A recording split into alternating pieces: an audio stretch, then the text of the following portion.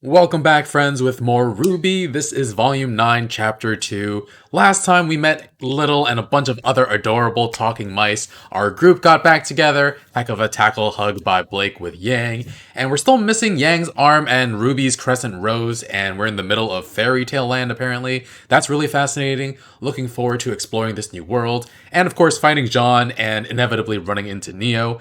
This episode is called Altercation at the Auspicious auction. Seems like we might get into a bit of a dust up, so leave a like, really helps with the channel, and let's get started.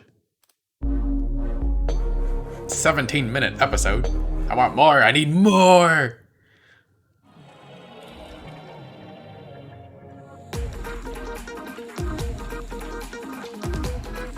John's crying.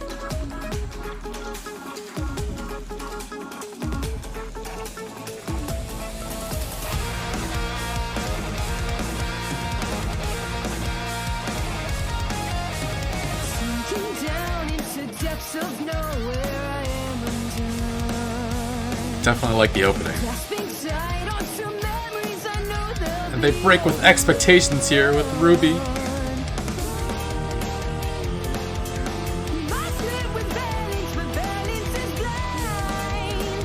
Cheese!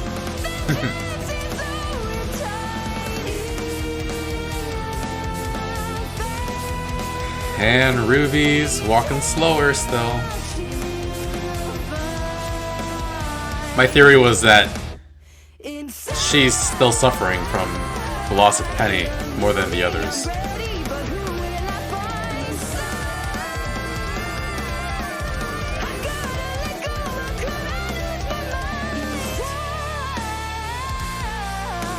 I'm sure we'll have a lot of Neo shenanigans eventually.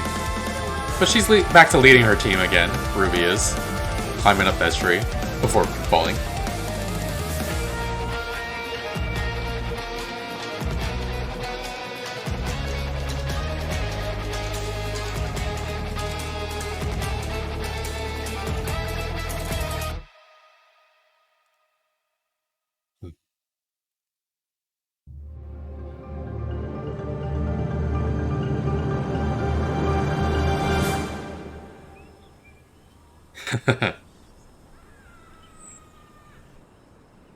So are we just gonna stand around thinking about this in silence, or...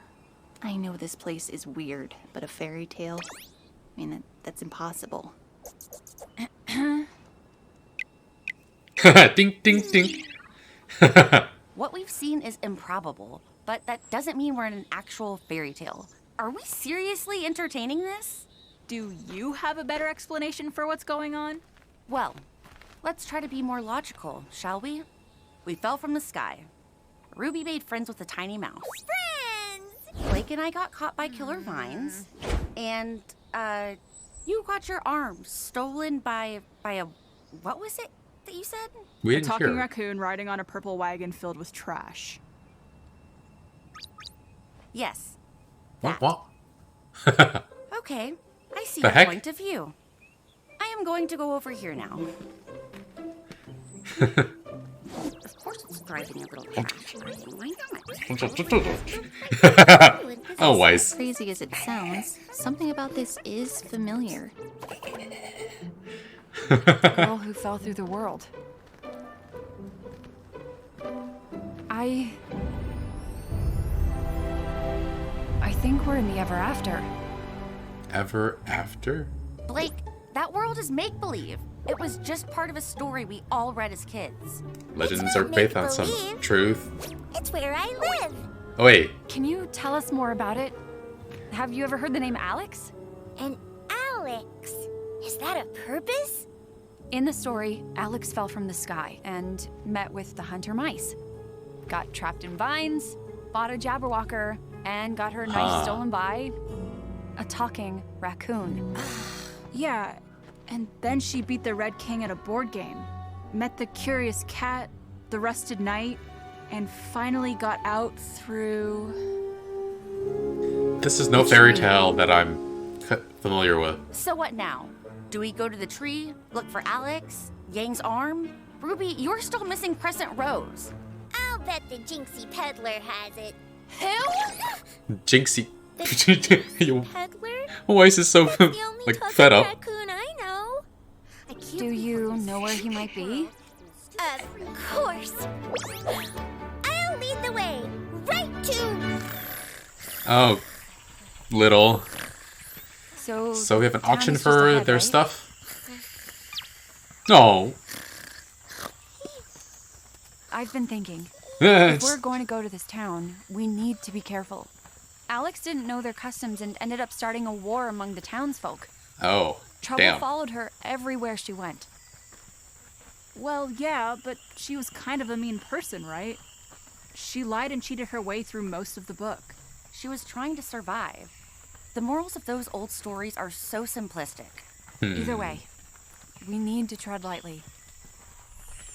Oh. The town's just up ahead. The jinxy peddler always stops by our village before he goes to town. Do they steal stuff from you guys too? Steal? Never. They just take the things we're not looking at. Fair's fair. Oh, Sounds okay. like a legitimate business person. How did they manage to steal your arm anyway? I was knocked out from the fall. When I came to, that sneaky raccoon had already grabbed my arm and ran off before I could stop him. So would you She's say laughing at her. unarmed? Oh, Blake. Disarming. How disarming. About time. For what? Ruby? Nothing.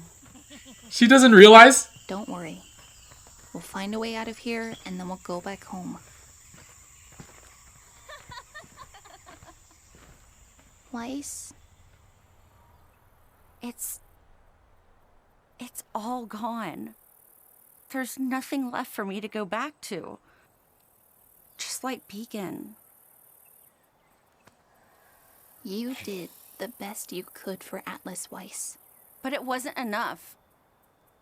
We hatched a crazy plan that put a whole kingdom at risk, and we don't even know if we saved the relics from... Maybe John and Winter were able to get them out. Despite everything. Despite us. Despite you did so much to help.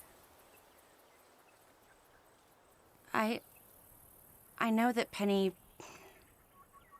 I know that was a lot to hear.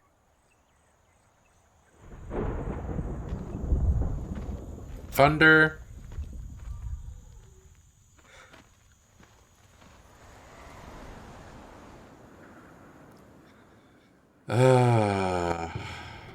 These kids go through way too much.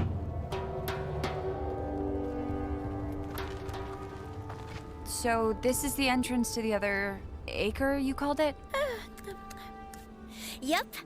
All we do is cross the bridge and we'll be, well, wherever over there is. You don't know? Nope. Never been this far from home. Wonderful guide. Oh, maybe you should go back? I wouldn't have any idea how to go back. Maybe I'll live by this bridge. Oh my god. I'll handle this. Built in a house, my very Oh my God. best house. Gonna find my purpose in my best house. Would you like to come with us? Probably a good idea. Yeah, that's probably for the best.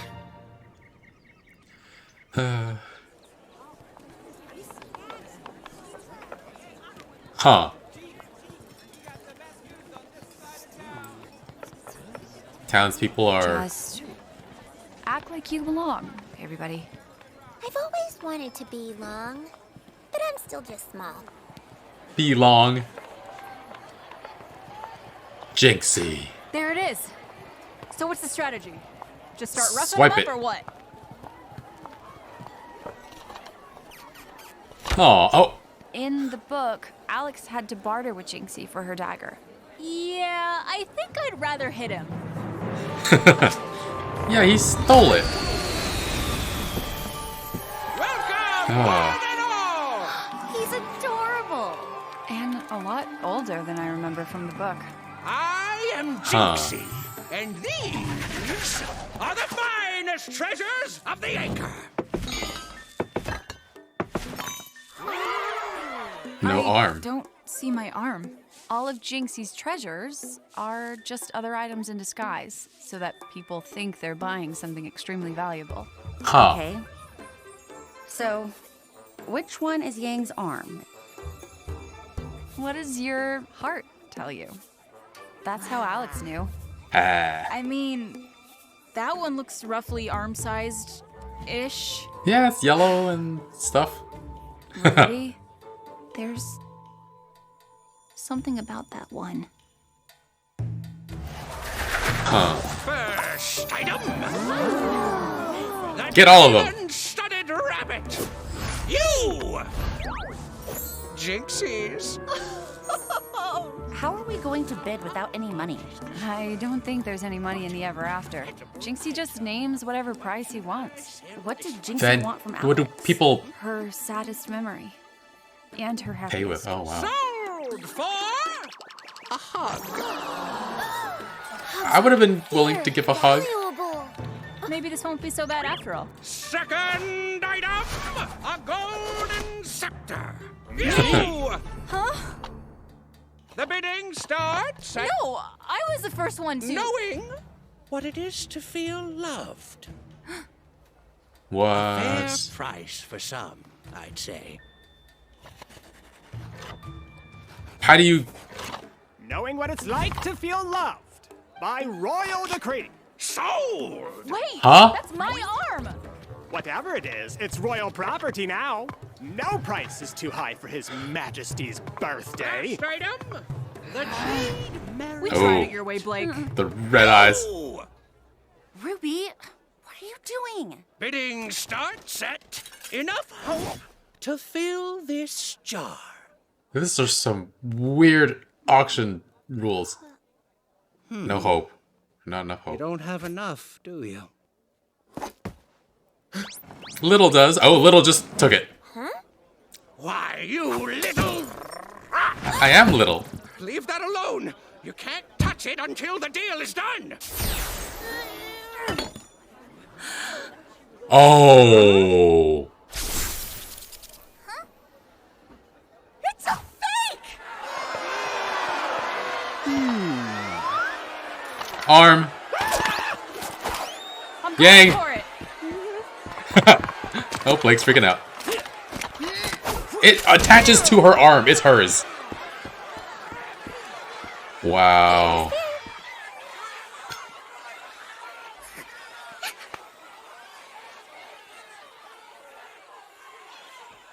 I got it! Ruby, come on. We gotta go. And Weiss is just walking. Casual pace. The heck, dude? Here's a hug back. Those people take auctions very seriously. High five? High five? High five. We're doing the same thing Alex did. We're ruining everything. That's your biggest concern right now? I've read so Should many be. stories. I never thought I'd be the moral of one.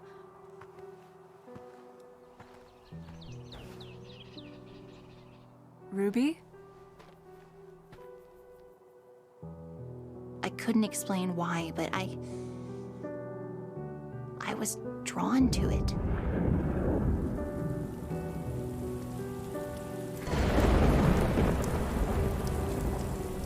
Great. Now it's raining on just us. That's it. Just We're us? getting out of this nightmare. Do we need a... Alex went to the tree, right?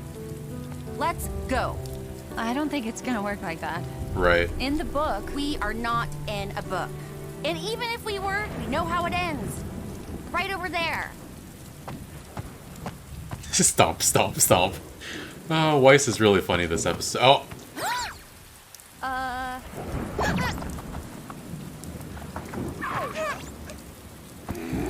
Stupid tree! oh! Yeah. And Ruby's just like, Already tried that earlier. You can't get any closer to the tree that way. yeah. What do we do now? We've got my arm, but we still don't have crescent rose or the slightest idea how to get out. This way! Somebody's sad! I'd be sad too if I ruined the royal birthday. These guys again. Blake, what did Alex do next? She went to the Crimson Castle and beat the Red King in his own game. Heads up, you treasonous birthday ruiners. Birthday ruiners. Okay. We want to go to the birthday party. We want to go to the birthday party.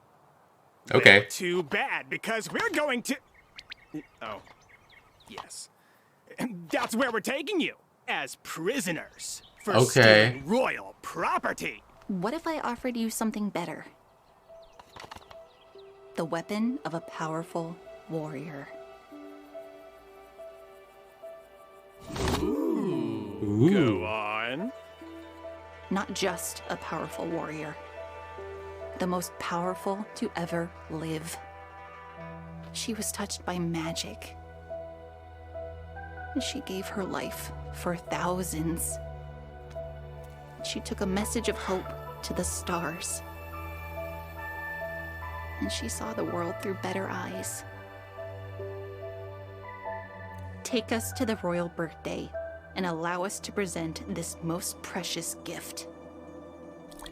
No. Wow. By royal decree. Come on, men. You heard her. We've got a birthday to celebrate.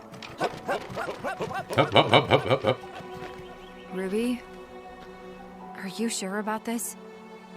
Look, we may not know exactly what's going on. But for whatever reason, this place is putting us on a similar path as a book we all read as kids. I say we follow it. And stop pretending we know what we're doing.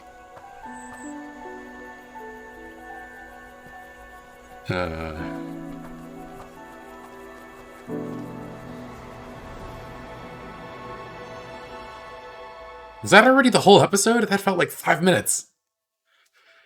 Oh, man. Yeah, that was clearly her arm.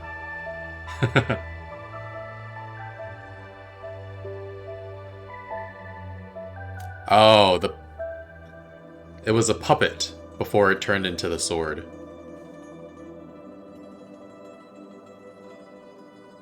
Like machinery being controlled, but Penny was more than that.